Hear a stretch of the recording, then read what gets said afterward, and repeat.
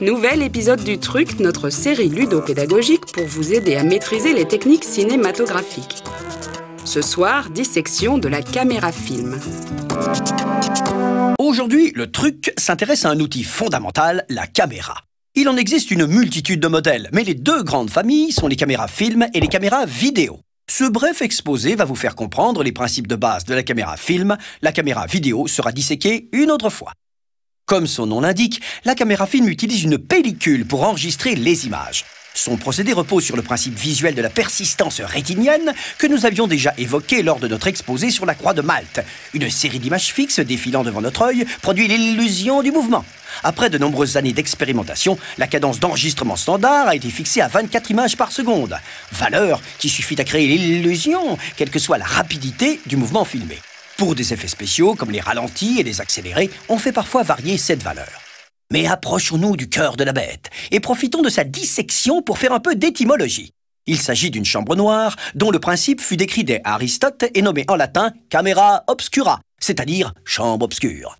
Nos langues pressées n'en ont retenu que le premier mot, caméra. Voici son dispositif simplifié pour vous en faciliter la compréhension. Le film est stocké dans ce qu'on appelle un magasin qui contient deux bobines. La bobine pleine, débitrice, contient la pellicule vierge et la bobine vide, réceptrice, recueillera au fur et à mesure la pellicule exposée. Les deux bobines sont motorisées et le même moteur entraîne la pellicule grâce à un mécanisme qui permet de l'immobiliser à intervalles réguliers devant la fenêtre de prise de vue. Plusieurs systèmes existent, mais tous, comme notre célèbre croix de Malte, permettent de transformer un mouvement de rotation continue en mouvement de rotation saccadé. Vous remarquerez les deux petites boucles aménagées sur la pellicule afin d'amortir les à-coups de ce système. Diabolique. Et ce n'est pas tout. Un obturateur permet de fermer la fenêtre, notamment lorsque la pellicule se déplace.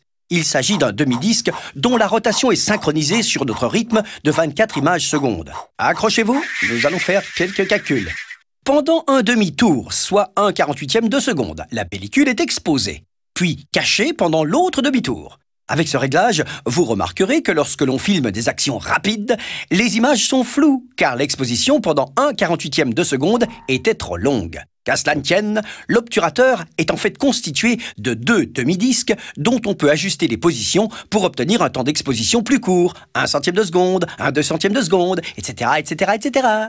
L'exposition de la pellicule étant plus courte, les images sont plus nettes. Mais attention, cette netteté n'est pas toujours souhaitable, car elle diminue la fluidité de la séquence. À vous de trouver le bon réglage.